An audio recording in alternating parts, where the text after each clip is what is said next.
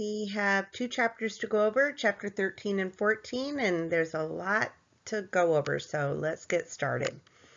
So preterm and postterm newborns. This picture here is the youngest to ever survive. I think it was like 22 weeks, maybe 21 and something, which is beyond rare. And I didn't hear how well it did in the long run, but look how tiny this baby is. Look at that hand. This is what we're dealing with. These are called micro preemies. Okay, so our objectives are, what's the difference between low birth weight and preterm? What are the causes of preterm birth? And what are problems that are associated with preterm birth? So I wanted to tell you a little story. This is little Faith. And when I did my preceptorship down in Modesto, gosh, over 25 years ago, this was little Faith. And she, at the time, had a little tube in her, had been having a tube down her throat. And she was born, I want to say 25 weeks. And right here, she's a month old. Look at those little cheeks. Anyways, I just loved her. And the day I was there precepting to the nursery, the mom was there, and it was the first time she ever got to hold little Faith. A month later, and it was her first time holding her baby. But what was so cute is this baby was so teeny tiny. This picture doesn't even do her justice. She was so teeny tiny. And you got her mad, and she would scream, but you couldn't hear her scream. It was a silent scream because of tubes she'd had down her throat. And so she would just have this look on her face, and her mouth was wide open, and she was screaming with no noise. And she was just a little pistol. And I just thought, you know, they may be little, but they can be very mighty. Okay, so pretermers. Most common admission to the intensive care nursery. Many that in the past would have died, you would have heard them dying from hyaline membrane disease or respiratory distress syndrome. Now there's so much we can do about it, and we'll get into that. Words preterm and premature are used synonymously. Preterm birth, though, is still the cause of more deaths in the first year of life than any other single factor. You just think about everything that's immature and that doesn't work correctly, and infection and brain bleeds, and it's a long haul. Higher percentage of birth defects when they're born that early, and the less the pretermer weighs at birth, the greater the risks to life during delivery and immediately thereafter. And we'll get into all that. Emphasis is now, though, on gestational age and level of maturation. Okay, so the whole point to that is, are they 22 weeks or are they 1.5 pounds at 28 weeks? 22 weeks, they may be 12 ounces. So it's more, there's babies that can be born weighing a lot more because maybe mom's diabetic or something, but that doesn't make them any more mature inside their little bodies. They're just bigger on the outside, but not on the inside, if that makes any sense, as far as maturity, okay? So IUGR, intrauterine growth restriction versus SGA, small for gestational age, okay? So what that means, again, at 37 weeks, we could have a 4-pounder, but it's 37 weeks. Another one can be 8 pounds at 37 weeks, and they are both 37-week babies. So on the right-hand side of the top picture on this slide, you see a baby that's large for gestational age next to a baby that's small for gestational age. So they literally, these two babies could both be 37 weeks. And look at the difference. It's all in how mature they are inside, okay? So down at the bottom, I want you to see the 3 pictures. See, the first 2 babies are bigger on top, their chest, their trunks, their head, and scrawny little legs. that is asymmetrical IUGR. That means that placenta is not working well, and fetuses, so sorry, back to the, so IUGR.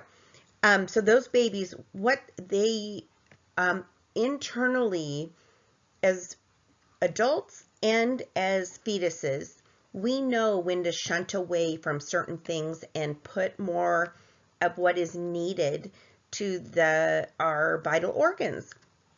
So babies don't consider their limbs vital organs.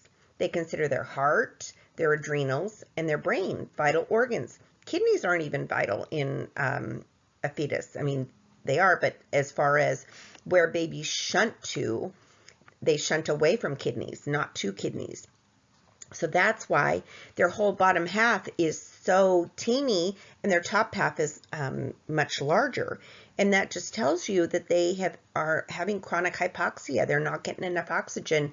So that baby is having to save whatever they are getting and use it where they need it the most. Okay, if that makes sense. Gestational age. So actual time from conception to birth that the fetus remains in the uterus. Okay, so preterm infant was less than 36 weeks in the uterus. Early term infant between 37 and 0 days and 38 and 6, so just under 39 weeks. Full term is 39 weeks and 0 days. You know, in the OB world, we go by weeks and days. We don't go by months. And 40 weeks and 6 days. Okay, so that's just under 41 weeks is a full-term infant. Late-term infant between 41 and 0 and 41 and 6. So in the 41st week, and then the 42nd week is considered post-term and beyond, okay? Beyond 42 and 0. Okay. Here's this Ballard score, and to be honest with you, our pediatricians have always done it, so I've never done it. But you just need to know what the Ballard score is used for. Okay, it's a standardized method used to determine gestational age. So we do a physical assessment of the newborn, of their external characteristics and neurological development. So in other words, do they have tone? Do they have, look at down here on the third one, arm recoil? Do they have the scarf sign where you put their arm over the chest? Do they have a lot of these things going on? And it shows you what they get a score for. We look at the bottoms of their feet. Do they have lots of wrinkles, or is it completely smooth? Completely smooth, and you guys need to know this, is a sign of a preterm infant. Super, super, super wrinkly feet can be a sign of post-term. Short little fingernails, preterm. Long fingernails, post-term. Kind of makes sense, right? If you think about it, they haven't had time to grow them. So use that critical thinking common sense with the quiz. Level of maturation. How well developed the infant is at birth, and the ability of that baby's organs to function outside of the uterus. You can imagine a 25-weeker, how immature those organs are compared to a 40-weeker, right? Okay. And I would like to just stress how important it is if we have a choice. Many of these, we have no option. We deliver them. Either they came in delivering or, preterms, or they have a medical indication for it. Something's gone wrong. But if we have a choice, we need to keep those babies in their minimum of 39 weeks, because every week in utero up to 39 weeks there's optimal fetal development. Their brain is still developing up to 39, 40 weeks. So why wouldn't we give them that additional start? If a mom's tired of being pregnant, we say, sorry, one more week here. We just, it's more important. Parents don't often realize, you can tell them till you're blue in the face, the ramifications of having an early baby. and they're uncomfortable. They're like, oh, that won't happen to me. Or my friend had a 25-weeker and the baby's just fine. Things like that. No, no, no, no, no. We as medical professionals need to do the right thing. Remember my mantra? Do no harm, do the right thing, be a patient advocate. And if that means telling a mom, I'm sorry, you have to be uncomfortable for another week for the sake of your baby's brain, then that's what we need to do, okay? Causes of preterm birth. We don't know a lot of times. We don't. A lot of times it's multiple births because, think about 3 babies and they're stretching out that uterus. Maternal illness. Hazards. Gestational hypertension is a huge one. It used to be called preeclampsia. Still is called preeclampsia, but the general one is gestational hypertension. Gestational diabetes is huge. We've got to deliver those babies early. They get huge. They get sugary blood, things like that. Placental abnormalities. You guys already learned about placenta previas. They start to bleed. We got to get that baby out. Premature separation of the placenta from the uterine wall. So obviously placenta abruption. Adequate prenatal care to prevent preterm birth is extremely important. We can look at factors, we can figure things out that we need to do different during pregnancy if we can. So I also want you to keep in mind with preterm births, and this is on page 312, an infant can have low birth weight because of IUGR, or the infant may just be small for gestational age, and those are usually the ones that are proportionate. Regardless, they're both treated as high-risk newborns, because something happened, why they're small or developing differently. Also, I liked this paragraph on page 312 at the top on the right. An infant who is born at 34 weeks of gestation and weighs 3.8 pounds at birth, has not been damaged by multifactorial birth defects, and has a good placenta, may be healthier than a full-term small for date infant whose placenta was insufficient for any number of reasons. So are you getting what we're trying to say is size in this instance doesn't really matter. It's how mature they are inside. Okay, we had a little baby that was 3.5 pounds born full term at our old birth center, and her name was Dahlia. And she was this little Hispanic baby with this full head of black hair. She was the cutest little thing on the planet. And we don't get to do this anymore. In the good old days we did. We got to keep her for a month. She was a grower feeder. And she lived at the nurse's station in an isolate. And of course we all, handled her as much as we could for being little. We had to be careful. But we bought clothes. We dressed her up. We called her our little Dolly because she was Dahlia, right? And the mom couldn't be there much because she had 3 or 4 other children at home that she had to take care of. So she became our little Dolly, and we all cried when she went home. We had her for a long, long time. Those were the good old days. Okay.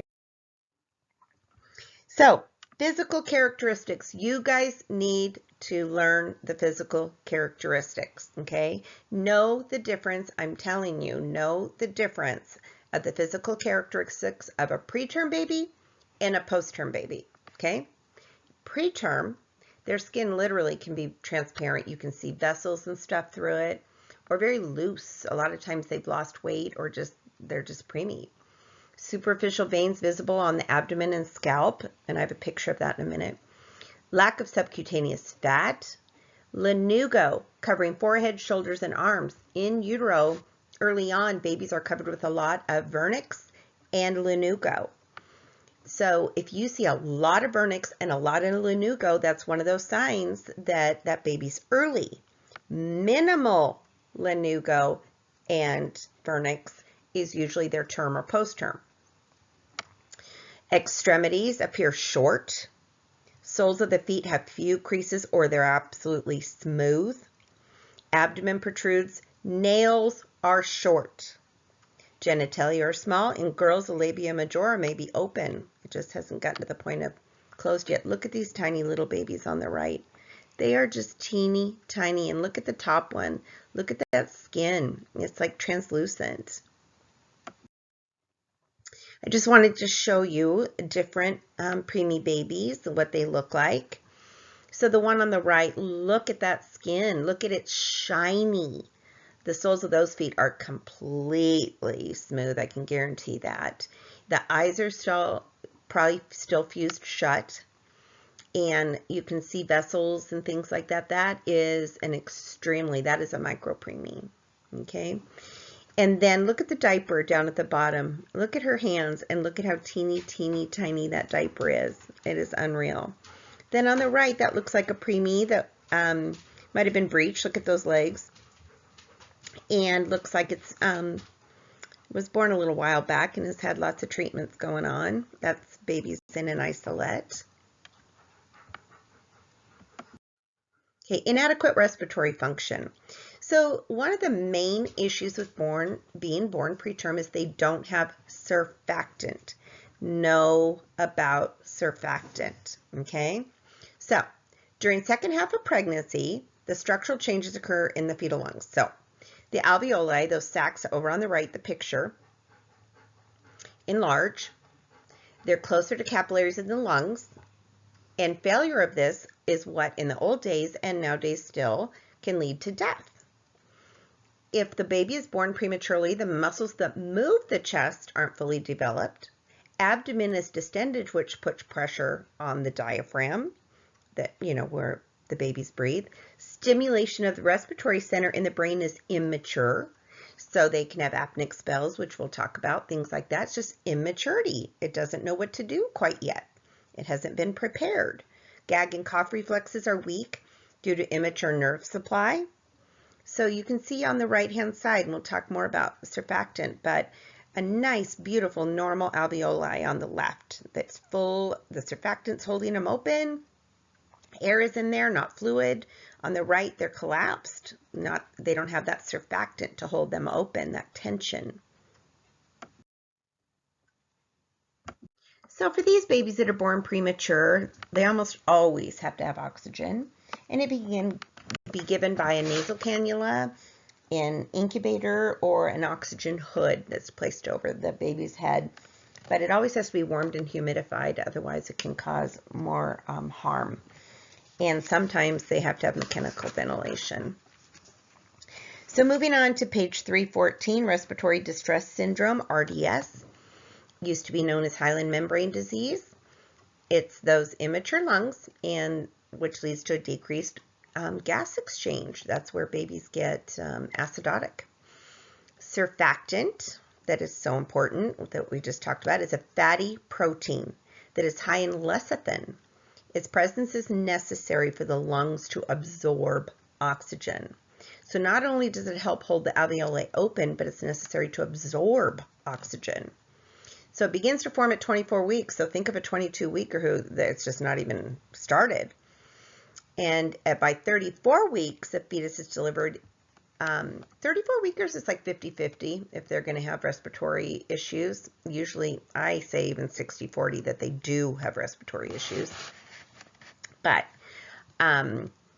they can breathe adequately, just lots of times they need help. If an infant is premature, the surfactant level is insufficient. So down at the bottom, I wanted to show you what we see on a X-ray. So pre-surfactant, see how it is so whited out? On the right, that shows air movement, the black spots. So that shows improvement, right? Okay, so you guys need to know what are the signs of respiratory distress syndrome. We always say GFR, grunting, flaring, retracting. So the grunting is the noise they make, of course, and it's usually with expiration. It's okay. You can see here on this picture on the right, flared nostrils and the retractions. So this baby, I wanted to show you, see in between the ribs, that's intercostal retractions. Below the ribs is substernal retractions. Okay, so there's different kind of retractions, but mostly you just need to know that part of what you see with respiratory distress syndrome is grunting, flaring, retractions. Okay. So the thing is a baby, like I've told you guys before, it takes its first deep breath. It's the biggest breath of their life. It opens up the alveoli, pushes the fluid out, surfactant holds open the alveoli. If you don't have surfactant, every breath is like the first breath. Now they're starting to use all their sugars to maintain temperature, to maintain breathing, things like that. So all of a sudden, everything can start to go downhill. And then they're working hard to breathe because they're working and working and working to just take those deep breaths each time. And that's when they start to poop out. So that's why they're saying it can take up to several hours after birth to be manifested. So when we have early babies, the first few hours are the most important to really watch them. One of the first signs you might see are respirations above 60. So remember, 30 to 60 is a normal respiratory rate for a newborn, including a pretermer. It's usually a little closer to 60 on a pretermer, but still in the normal range. When you start getting issues, they're breathing harder, faster to try to get more oxygen through their lungs, okay? So the tachypnea may be accompanied by the grunting, the nasal flaring, cyanosis, as well as intercostal and sternal retractions. They may start getting edema, lassitude, and apnea as the condition worsens. And depending on how far along they are, their gestational age, 25 weekers almost always have to be on a ventilator. 34 weekers, not usually a ventilator, but oxygen. So it just depends on how mature they are inside and, you know, how they're doing. Treatment. So if we feel like we're going to have to deliver a baby early, they can do an amniocentesis for an LS ratio, okay? And that is showing if the fetal lungs are mature. Okay, it's this. You can read in your book about the LS ratio. But it tells us if that baby, if we deliver this baby early, is it going to do okay with respirations or are we going to have issues? Now, you guys need to know about betamethasone. Betamethasone, if we have time to give this before we anticipate the delivery of this baby, but we usually like to give it for a shot and then in 24 hours another shot and let it work for another 24 hours. So we like 48 hours. But even if we can get one shot in 24 hours, deliver the baby, it helps. So we like to give it 1 to 2 days before delivery to stimulate lung maturity. Betamethasone, a corticosteroid. Preterm infant surfactant can be administered via ET tube, and those are the pictures down at the bottom I wanted to show you. Usually they don't give it willy-nilly. There's dangers with surfactant also. So the NICU team usually comes up for our preterm babies and evaluates. We have surfactant and they bring surfactant sometimes with them too to decide if the baby needs it or not. Improvement in the neonate's lung function is generally seen within 72 hours. It's amazing. So this is what has kept pretermers alive.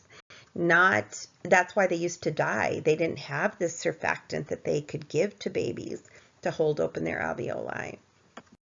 Okay, so nursing care, of course, it's very close monitoring. Vital signs. Cluster care is super, super important. These babies are fragile and they can use up sugars so easily and any brown fat they have, things like that. So you don't want to keep disturbing them. So what you want to do is cluster your care. Get your vital signs, do your assessments, change the diaper, check the IV, all that at once. Not every 10 minutes be doing something different to the baby, okay? Oxygen therapy, a lot of it is based on what their O2 sats show. On the right-hand side there, the picture, it shows an O2 sat monitor, the probe for a newborn. That's exactly what it looks like, and you can see that light, and there's a light on the other, or there's a sensor on the other side that it goes through and picks up the oxygenation in those vessels. So we usually adjust the supplemental oxygen according to what number we have. We'd like it to be above 95 for our newborns, their O2 sats. Above 90, we're still good with. Below 90, we're not. But we've got to think about oxygen toxicity for these babies, and we'll talk a little bit about that too. So I also want to stress to you guys the importance of keeping these babies warm. We'll talk more about that too as the lecture continues. But during times of cold stress or hypoxia, their surfactant production after they're born, hopefully they're starting to make their own surfactant now, but it can be limited or not at all if we don't keep them warm enough and enough oxygen. Okay, so this bronchopulmonary dysplasia, just kind of what it says, look at bronchopulmonary, it tells us lungs, right? And something's going on, dysplasia. It's a toxic response of lungs to oxygen therapy. It can cause atelectasis, edema, thickening of the membranes, which interferes with ventilation. This can be long-term effects on these children. It's often as a result of prolonged dependence on oxygen and ventilators, and it can be a major problem, and that's when children can have major lung issues later in life. Apnea. The thing I'd like to stress with apnea, and I hear a lot of nurses using this term incorrectly, you cannot call it apnea unless they hold their breath for 20 seconds or longer. Now, I'd like you to look at a clock and time 20 seconds. You watch a baby not breathing for 20 seconds, it is a long time to watch it. I usually can hardly stand it. I want to stimulate them. But you need to see, are they having true apneic spells? Sometimes that's immature brain not sending the signal to breathe. It's just related to the immaturity of the nervous system. So it's not uncommon in pretermers, but we have to be aware of it and what to do for it. Okay? Maybe accompanied by bradycardia, cyanosis, which is central cyanosis. We're not talking about acro, hands and feet. We're talking gum, tongues, body is blue. Gentle rubbing of the feet, ankles, and back may stimulate the breathing. And if breathing doesn't begin, then you have to bag them. You have to get an ambu bag and bag them. So that's one of the things you see fairly frequently in preterm babies. Okay, neonatal hypoxia. Hypoxia, everyone should know, inadequate oxygenation, right? At the cellular level.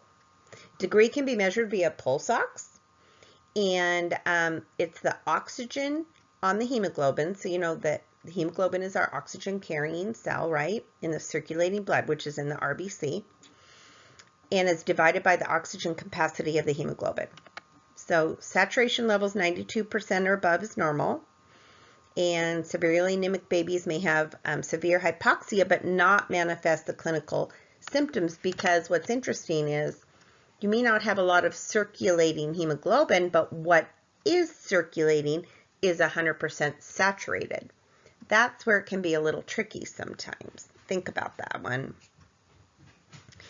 Okay, an abnormal fetal hemoglobin can cause hypoxia because the hemoglobin doesn't readily release, and that gets all into whole different mechanisms, but it doesn't release that oxygen to the tissues and the end organs. And so these babies, they're a lot of work and a lot of, they can be very nerve-wracking. Okay.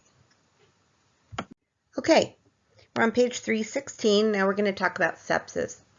Sepsis is so scary in a newborn. It can just, infection can overwhelm, especially these teeny tiny little babies who don't have any immune system built up yet. And it's a generalized, of course, infection in the bloodstream. At risk due to immaturity. Liver is immature, so poor formation of antibodies. They haven't breastfed to get antibodies from mom and haven't gotten enough from mom yet in utero. And because they're limited stay in the uterus, right? So I liked this, how they explained it here in your book. It says body enzymes are inefficient because of the abbreviated stay in the uterus. There is little or no immunity received from the mother, and stores of nutrients, vitamins, and iron are insufficient.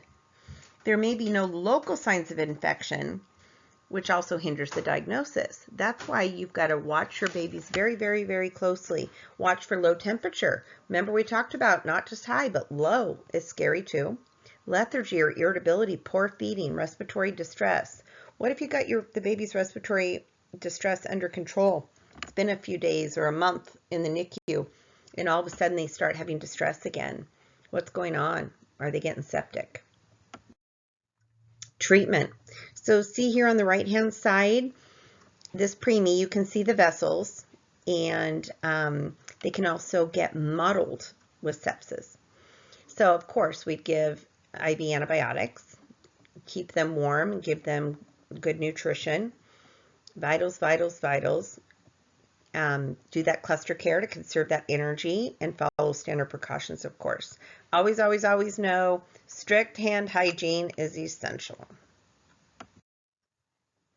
Poor control of body temperature. This is huge, especially in micropreemies. So there's many ways that preemies have a hard time with body temperature. One is their lack of brown fat. And brown fat is a newborn's own insulation, and they're born with hardly any, if any at all. So they start out at a disadvantage. Radiation from a surface area that is large in proportion to the body weight. Heat regulating, I would know this more than anything else, heat regulating center of the brain is immature. So we need to take care of it for them. They can't do it on their own. Sweat glands are not functioning to capacity. Preterm's inactive. Their muscles are weak, less resistant to cold, and newborns cannot shiver, especially pretermers. Shivering as adults, that's how we deal with cold, and our body is trying to help us with shivering. Newborns can't shiver. Preterm body position is one of leg extension, so that means a bigger body surface to heat instead of being wrapped in that fetal position. High metabolism, prone to low blood glucose levels, and this all can result in cold stress, which increases the need for oxygen and glucose in the newborn. So you can just see this whole domino effect for these babies if we aren't careful about each subject of this, right? Okay, nursing tips, signs and symptoms of cold stress. So decreased skin temperature, increased respiratory rate with periods of apnea, bradycardia, mottling of the skin, and lethargy. See, look at, I was trying to show this picture of mottling. It's just these lines that just look very weird, mottled blue skin. So here's mottling. These aren't the blue mottling, but this is what, if you were going to describe mottling, this is what you would see. And this body on the bottom is completely mottled, so that's a sign that something's going on with this baby. And I want you to see on the top, look how teeny tiny those feet are, but look at all the creases. So that baby is having some respiratory issues, but it looks like it could be term. Do you see what I'm saying? So on the Ballard score, that's one of the things you would see. So remember, micropreemies, completely smooth soles. Post-term babies, usually you see peely. See on the outside, this top foot, it looks a little bit peely to me. And the sole of the foot is has all the creases all the way up. Okay, so nursing control. What can we as nurses do to help these babies stay warm? Because their body temperature will fall before the core temperature falls, which is good. So take their temperature, it's 97.7. That's a little chilly for a baby. So we do something about it before the core temperature falls. We use skin probes, which needs to be placed over the liver. That's the best place to get an accurate temperature. So that's in the right upper quadrant of the abdomen. So you can see down on this picture on the left-hand side, that's the skin, that's the temperature probe right there over the liver, and place under a radiant warmer or in an incubator. It just depends on if you need a lot of really good access to a baby. The picture on the right is the radiant warmer, and we'll see in a minute incubators. Those are the enclosed ones. So the radiant warmer, the one down at the bottom, is also called open care system. It just is so we have ready access to this baby. And the heating element is made to keep these babies warm. Now, working under them, sometimes you are just dripping sweat, but the baby needs it. So you immediately dry the infant under a radiant warmer when they're born, and depends on how they're doing and how little they are if they get to go skin to skin with mom. But their head, they lose heat out of their scalp. Babies, you've got to always think of hats for babies. Dry the hair and then put a hat on them. Okay, so this top right baby, I wanted you to see how they don't curl up, how this baby's just looks floppy and the arms are wide. Well, this baby's going to get more cold than a baby that stays in that fetal position, right? All curled up.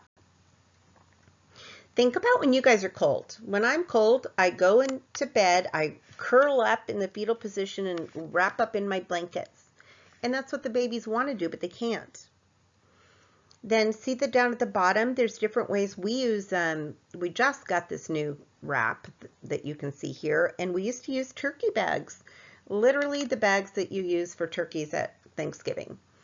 And it, because you want them, you instantly take them from delivery and put them in the bag or one of these polyethylene bags to protect against heat loss. See this teeny, tiny little baby? Well, it's hard to keep a baby warm with those big old heaters. They're just tiny in there, so we got to keep them in those bags. Or you'll go into a NICU and you'll see saran wrap across the whole top of their crib, and the baby's laying underneath it. Of course, the face is open for, you know, and they're on oxygen, but so that they get as little heat loss as possible, okay?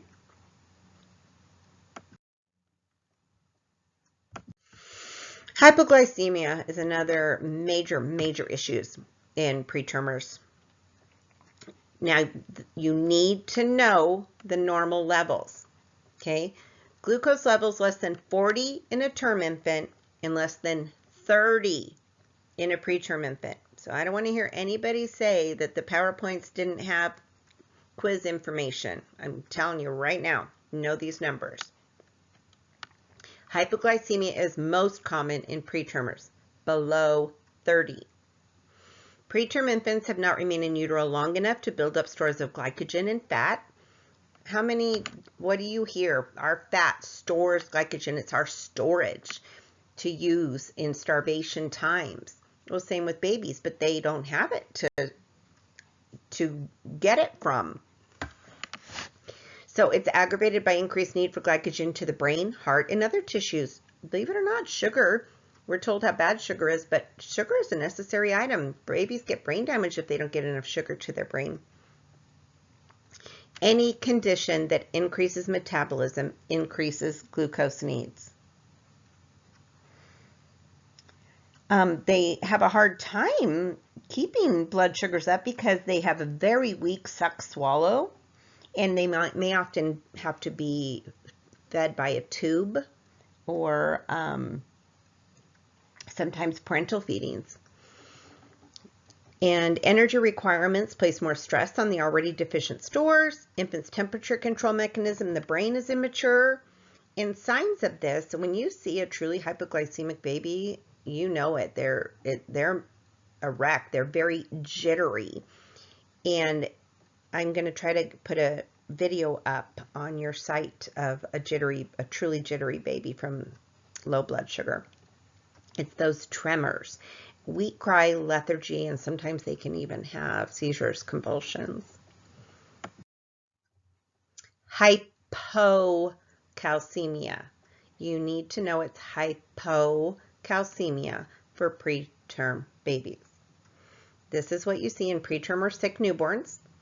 Calcium transported across placenta in higher quantities in third trimester, so these babies don't get the calcium in their second trimester. Early hypocalcemia occurs when the parathyroid fails to respond to the preterm infant's low calcium levels.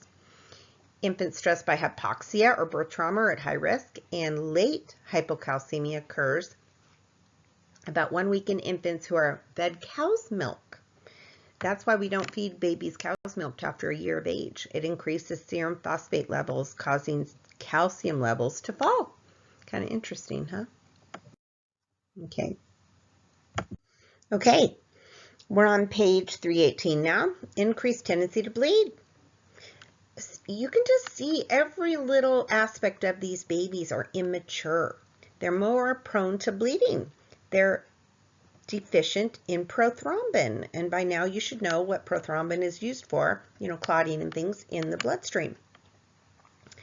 They have these fragile little capillaries. You saw these teeny tiny little babies. Think about how teeny tiny those capillaries are. So they are super fragile, especially in the head. Susceptible to injury, especially if they're born vaginally through that birth canal, and can lead to intracranial hemorrhage. So we want to always monitor their neurological status. Remember, we talked about bulging fontanelles.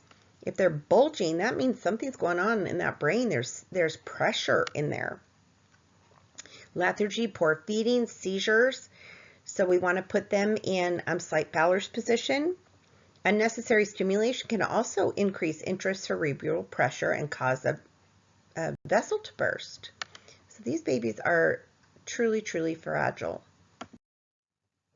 So retinopathy of prematurity is interesting. It's a separation and fibrosis of the retina and can lead to blindness. And it's damage to immature, here we go with that word again, retinal blood vessels thought to be caused by high oxygen levels in the arterial blood. Leading cause of blindness in babies weighing less than 1,500 grams. And preemies, of course, are at risk due to immature retinas. And they don't have as much vascularization. They don't get as much oxygen. Has several stages. So maintaining sufficient levels of vitamin E and avoiding excessively high concentrations of oxygen may help prevent retinopathy from occurring. And cryosurgery can reduce or help reduce long-term complications. It's not a cure-all. So it just, it can get fibrous behind those eyes and cause that blindness. Okay, poor nutrition. Their stomach capacity is teeny, teeny, tiny. Again, look at that little 1-pound baby. Think about the size of their tummy. Oh my goodness, teeny, tiny. Sphincters at either end of the stomach are immature, which, of course, here we go. This whole domino effect, increased risk of regurgitation and vomiting. And then regurg, they can breathe it into their lungs. Sucking and swallowing reflexes are immature. They don't feed well. These babies are miserable to try to get to nipple. That's why usually they're gavage fed or parentally fed. And their increased need for glucose and other nutrients to prevent growth and promote growth and prevent brain damage all play a factor in this.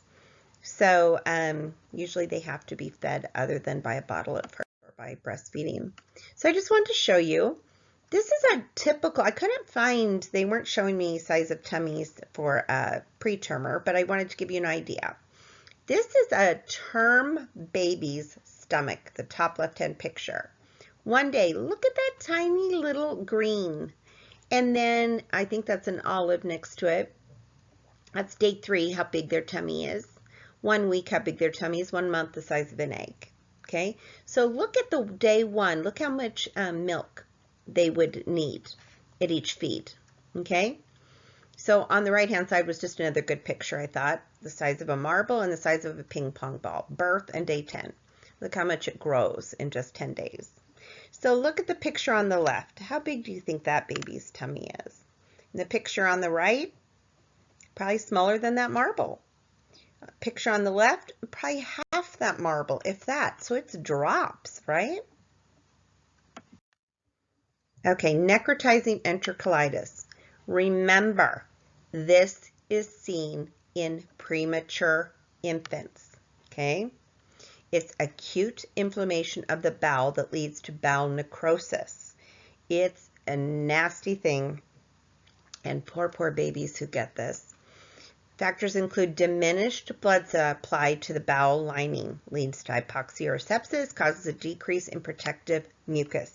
So, you don't have that protective mucus, diminished blood supply, bacteria, if it's anywhere in there, it's like, I am so going in there. And it invades and causes major issues. Source of bacterial growth if receiving milk formula or hypertonic gavage feedings. So think warm and moist in there, bacteria, then you get this. The signs are abdominal distension, bloody stools, diarrhea, bilious vomitus. So look at this belly on the left-hand side. You can tell something's wrong, right? Then on the right, they opened the baby up. I don't know if this is the same picture. I think it is because it's A and B, but ischemia and issues. A lot of babies die from NIC, micro preemies especially. That's one of the things that will overwhelm them. And so let's see. Moving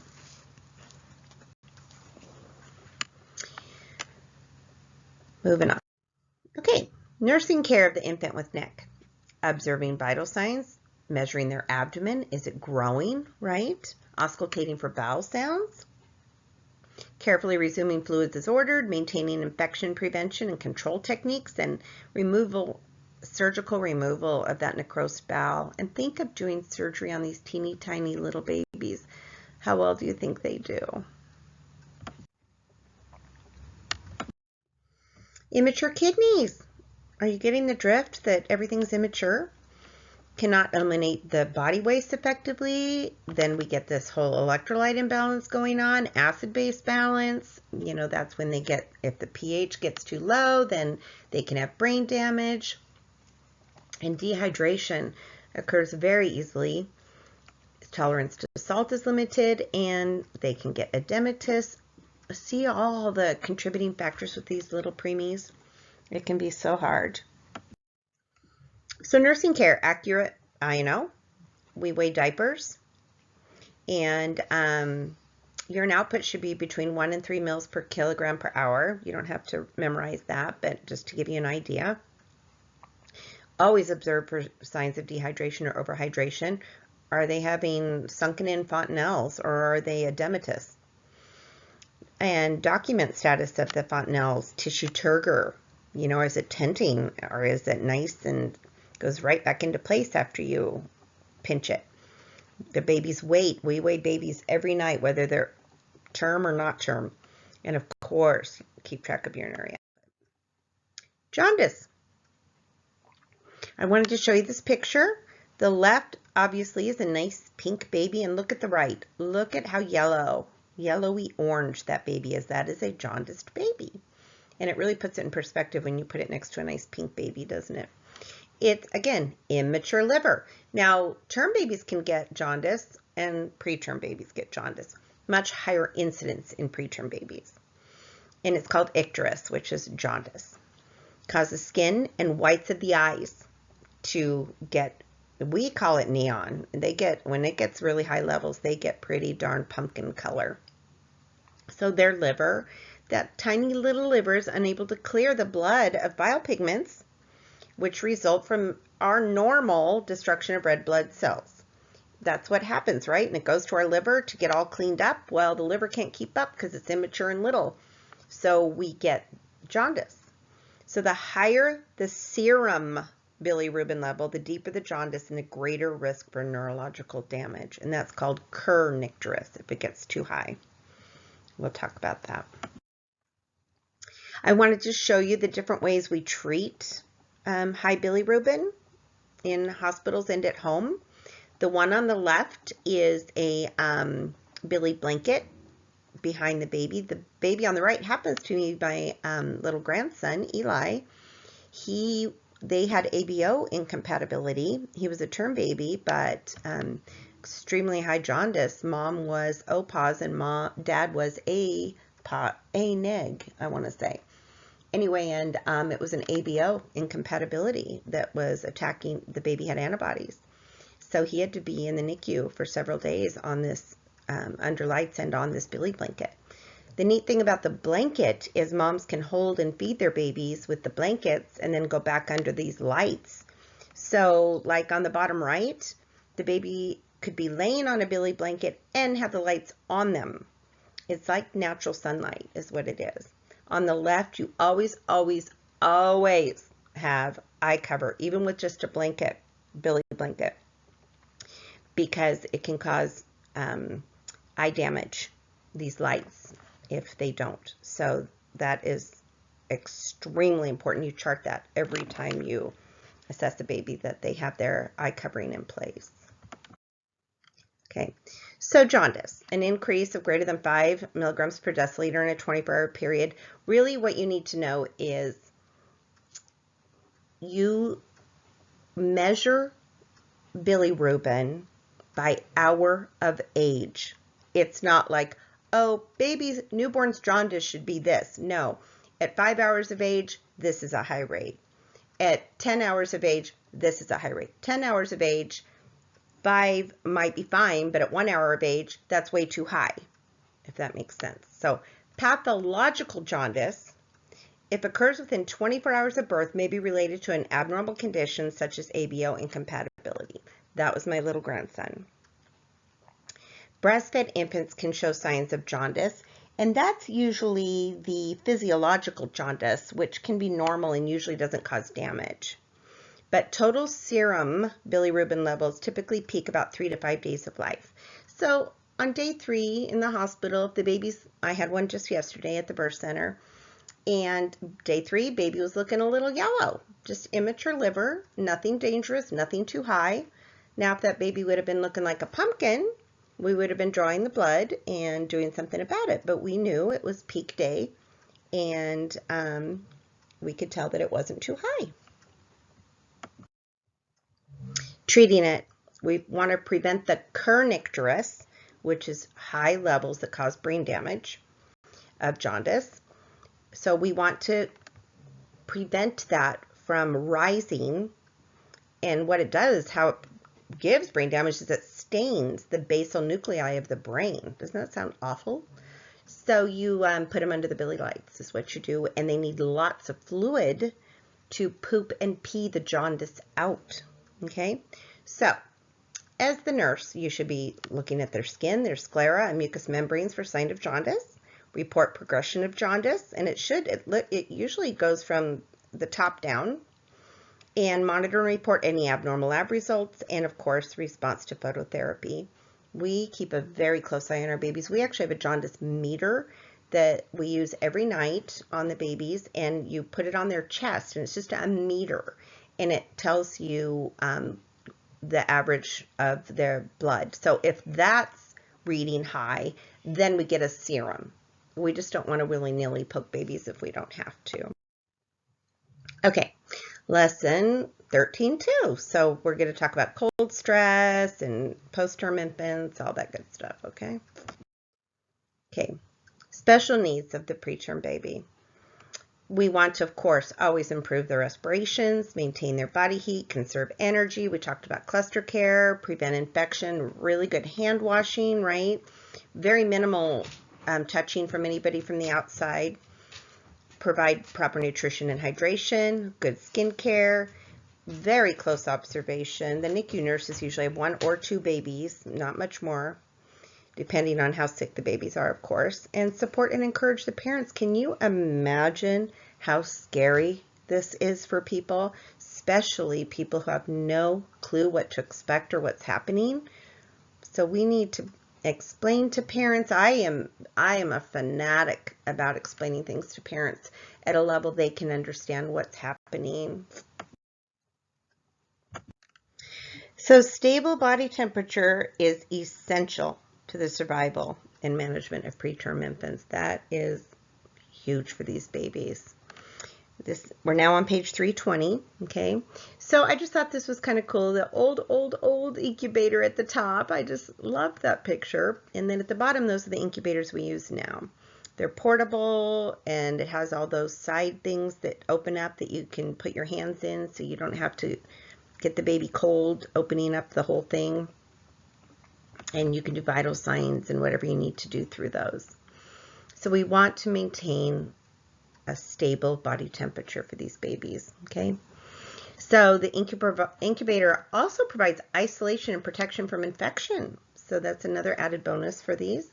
It's important for the nurse to know how the various types of incubators work. So, you go to in-services and you read up on what you're supposed to do. And of course, most hospitals keep the same one for years. And then when you get a new one, you get it in service.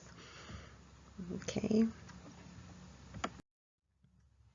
Radiant heat warmers. These are in every delivery room. and should always be pre-warmed when you have a delivery, no matter what kind of delivery you're having, whether it's term, preterm, any delivery, it should be pre-warmed. You never know what you're going to get at birth, so you always have to have that pre-warmed for them. Because think about placing one of these babies on a cold surface. You're starting them out behind the 8-ball. So they supply the overhead heat, and it allows easier access to the infant. You can see how I liked this picture of all the ways that that baby gets the heat it needs. Kangaroo care, super cool. I love kangaroo care. Uses skin-to-skin contact, just like I told you, little Faith. Mommy finally got to put her, she was undressed, Mom opened her shirt, and they put her right there in between her breasts on her chest, just like down at the bottom here. And the baby only wears a diaper and sometimes a cap, placed on parent's naked chest. The skin warms and calms the child. Of course, we usually put something over the top of them, but chest to chest is skin. And it promotes bonding, and it's amazing how it affects these babies. It really helps them, especially they hear mama's heartbeat again, all that good stuff, right? Here's some more. Twins on the left doing kangaroo care. On the right, doing it with a daddy.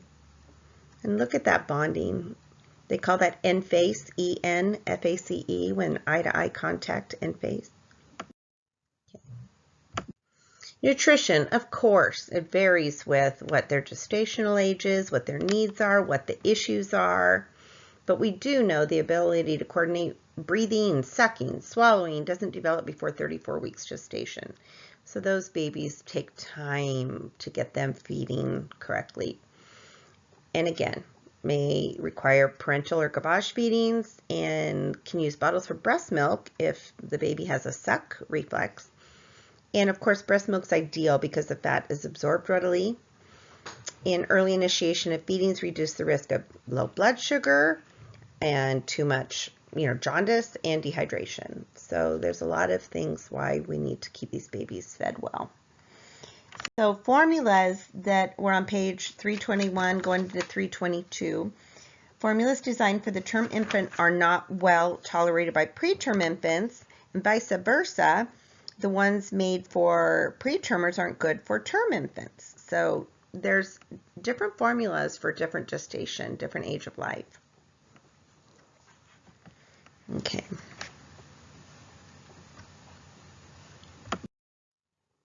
Nursing care. Always observe and record bowel sounds. Every shift we work, we listen to babies' bowel sounds and see if they're ready. Are they passing meconium stools? What's going on there?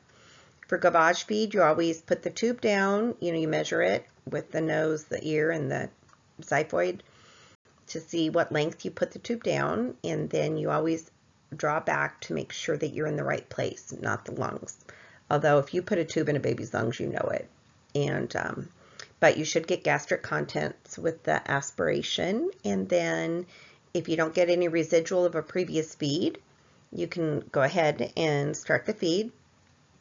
If a higher than ordered limit of gastric contents is received, so what happens is the neonatologist will say, okay, I want you to feed the baby 20 mils every 3 hours, but I want you to do a residual. So 3 hours is up, they go to put the tube down, they draw back, and they see how much was undigested in that baby's belly. And so the doctor will have said, okay, if it's greater than 5 mils, don't give the feed, wait an hour or whatever. So there's very specific feed orders and residual amounts that these neonatologists are comfortable with. Positioning. Preterm is placed on side or prone with the head of the mattress slightly elevated. Think about this. If you have a baby all wrapped up and their chest closed up, they can't breathe as well. If you have a baby on their back all the way open, they can get their lungs to expand much easier. So like even when I place a baby with mom and dad after they've been in the nursery and having some respiratory issues, I always put the baby very flat on mom, chest to chest, but I don't let them hold it cradle. It's so that I want the baby's lungs open, not compressed. So we also want an organized sleep pattern. Sleep is so important for growth, right? And lessen physical activities that burns up that energy and their sugars. Should be compatible with drainage of secretions, whatever position you put them in. We usually raise the head of the bed up a bit and on their belly or side after a feed. And don't leave infant in one position for too long because of skin breakdown. They have very, very fragile skin. Okay, oftentimes complementary medicine is used in the NICU, aromatherapy, but it's not the aromatherapy you're thinking of. It's like mom's scent. Place a piece of mom's clothing in with the baby to have that scent. Music therapy can be helpful in calming an infant. Of course, we're not talking rock music or rap. We're talking nice music, sweet music, I should say, gentle. Then therapeutic touch and massage. We can't do too much touch and stuff, but some can be therapeutic. Just very light little rubs on the baby and talking to the baby. When moms can't be in the nursery where we are, they've had surgery or whatever, I'm always talking to the baby and, giving them, trying to get them socialized and, some bonding going on. And of course, if a dad can come in, we always try to have, and I always say, talk to your baby, touch your baby. Because at first people are very, very nervous. Sometimes it's this teeny, teeny, tiny little thing, and they don't even know they can touch their baby. And of course, they need to ask first because we don't know, and with infection and stuff, and good hand washing, of course, and gowns and all that kind of stuff. But what I'm saying is they need that.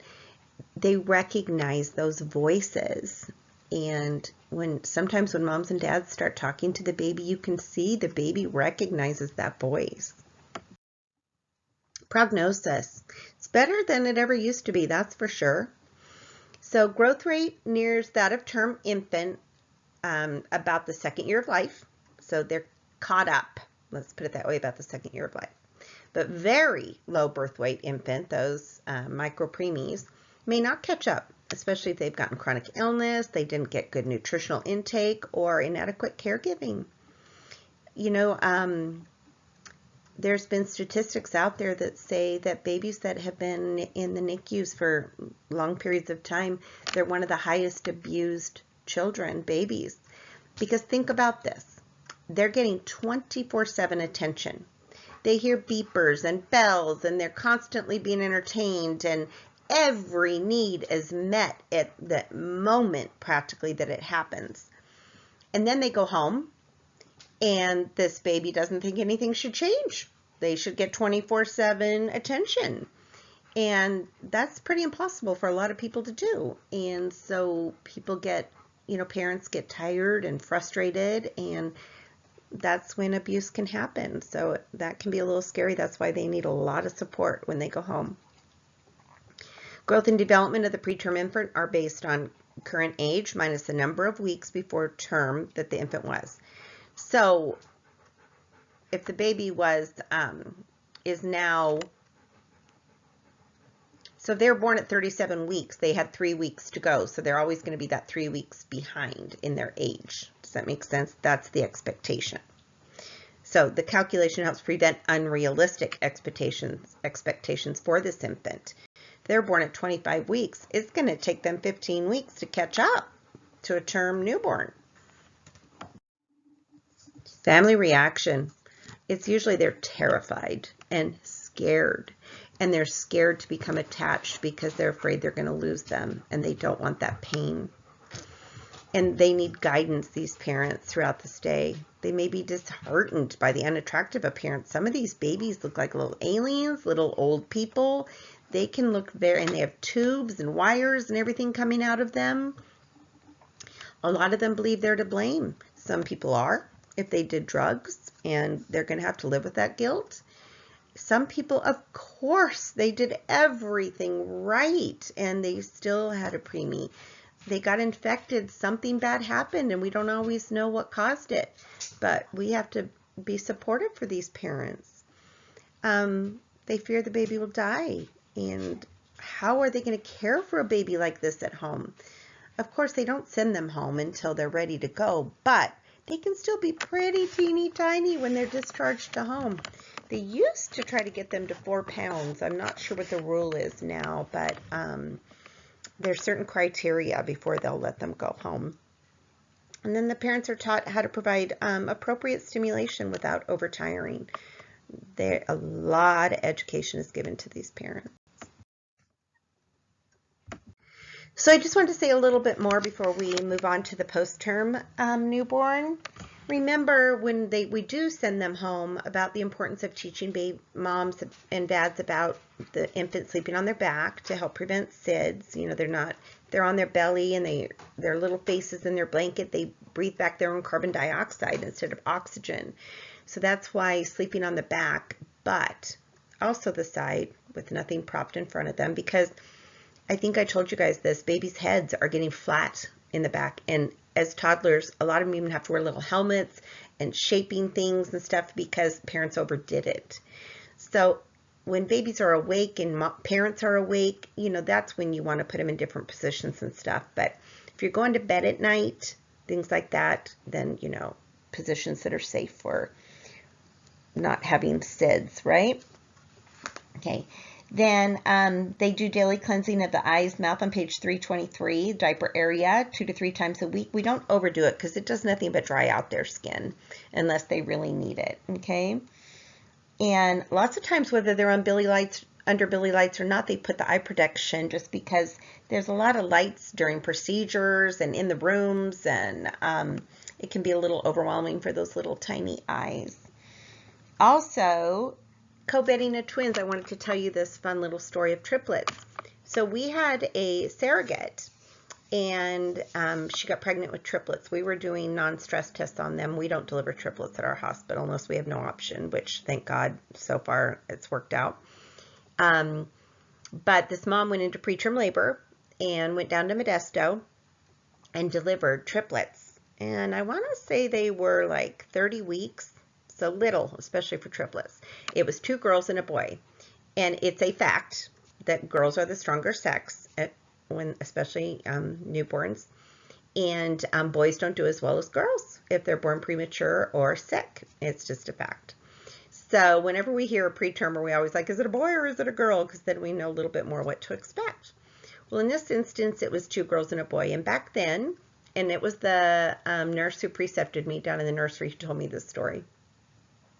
She said back then each baby had to have their own isolate or their own warmer. And the little girls were doing great. They were thriving, they were getting better, and the little boy was deteriorating, like bad, like she thought the baby probably wasn't going to make it.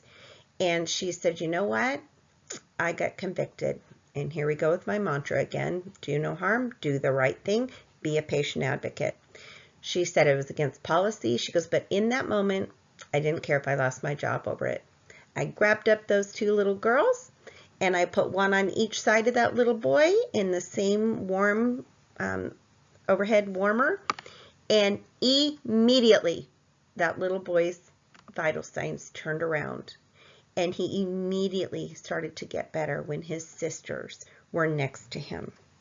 So think about that. He was in the womb with them, heard their heartbeats, was snuggled by them in the womb, and then all of a sudden you take his 2 little sisters away, right? So this nurse took it upon herself and did that, and she was like, you know what? I just felt convicted at that moment. And after that, they made a policy change that they would put twins and triplets together if they could. And that baby did nothing but get better, and the triplets went home, I don't know how much long later, but did great. So that is just such a cool story to me. All right, so let's talk about post-term newborns, overdue, post-mature. It's beyond 42 weeks gestation. So at that point, the placenta is starting to get old and starting to get tired and gets calcifications. And so it doesn't function as well. Can result in fetal distress. Mortality rate of later term infants is higher than that of term newborns. Morbidity rates also higher. Look at this baby on the right. This baby is scrawny. This baby lost weight from being overdue. Okay, look at the long, thin body. I'm willing to bet the nails are long. Okay, and they open their eyes. They're usually a little bit more alert.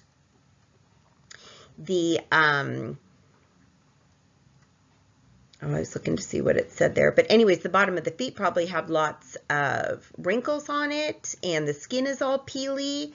This baby has lost a lot of weight and looks like it was ready to be born. Scrawny. So this baby was kind of little to begin with, but lost a lot of weight from being post-term and not getting fed what it needed to get through the placenta adequately. Problems associated with post-term: asphyxia, meconium aspiration. Remember I told you at 42 weeks, they have a patent anus. They're ready on the outside of the uterus to have a bowel movement. So if they're 42 weeks inside the uterus, they poop. It's just a natural thing for them to do.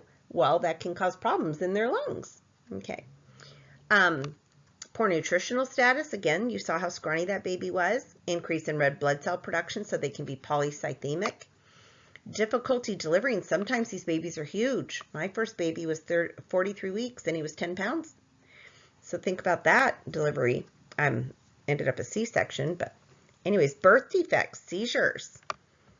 So post-term, if it's true post-term, can be just as bad as some of the pretermers.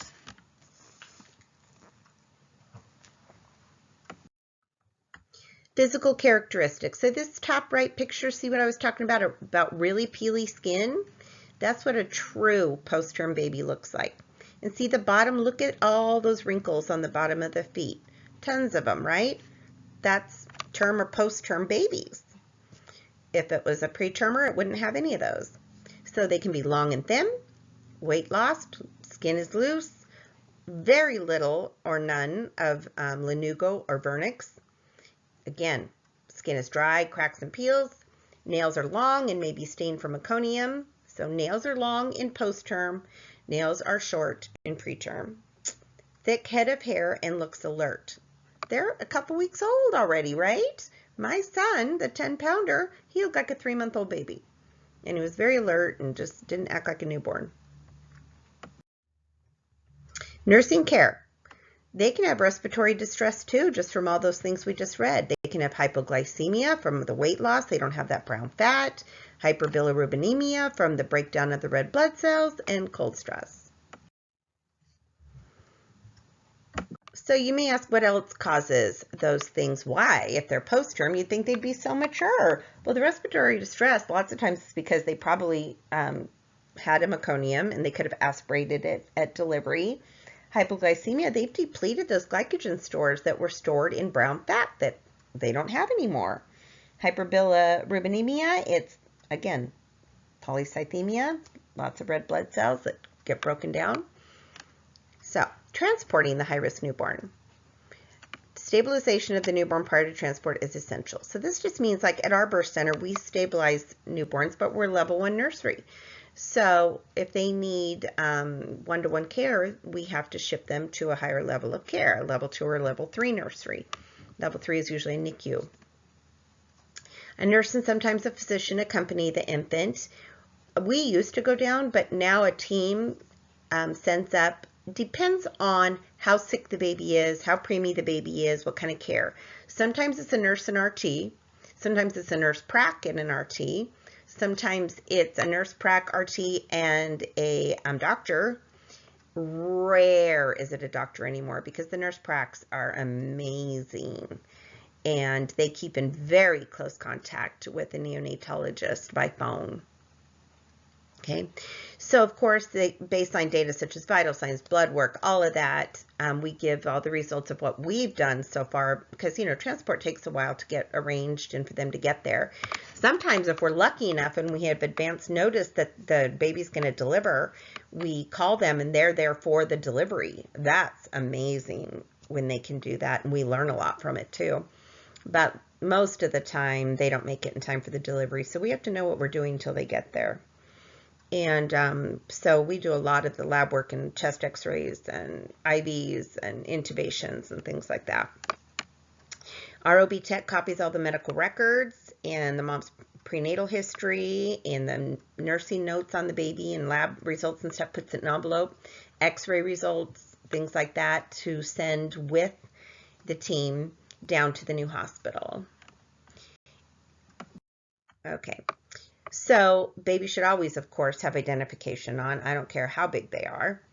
And provide parents with the name and location of the hospital that they're being sent to. We usually give them a map. What usually happens is the team comes, stabilizes the baby. They put the baby in their big old isolate warmer. It's a transport warmer. And take the baby in this transport warmer down to mom's room to say goodbye and to explain everything to them. If the baby's unstable, then the nurse, while they're stabilizing the baby in the nursery, then one of them goes down there and says, okay, here's your binder that has all your instructions in it, where to go, what the visiting hours are, all this kind of stuff, where to call. And then they try to allow a few moments with mom and baby and family, of course, if you can, and take pictures of the baby. And lots of nurseries now have it where moms can sign in on a camera that's on their baby from another hospital. So that's kind of cool that you can watch your baby like that. Okay, discharge of a high-risk preterm newborn begins at birth. What's happening the whole time along? Parents will need to really be educated and demonstrate how to do a lot of the care. Usually there's home visits included in all this. Parents are often very anxious and very scared, so they need a lot of support. And the nurses and doctors will say this is what to expect and what is not normal, because newborns have different, especially preemies, they may be a little jittery at times. They may be this normal things that we might look at and think, oh, something's wrong. Okay, so just to add a little bit more, it abruptly ended there. So just as a tying up loose ends here, pretermers and posttermers both have their challenges and things that we have to look for. Pretermers usually are more dangerous and have a lot more long-term sequelae. But again, these days, thanks to modern technology, they have a much better chance to live a fairly normal life. So, okay, we're going to move onward to the next chapter.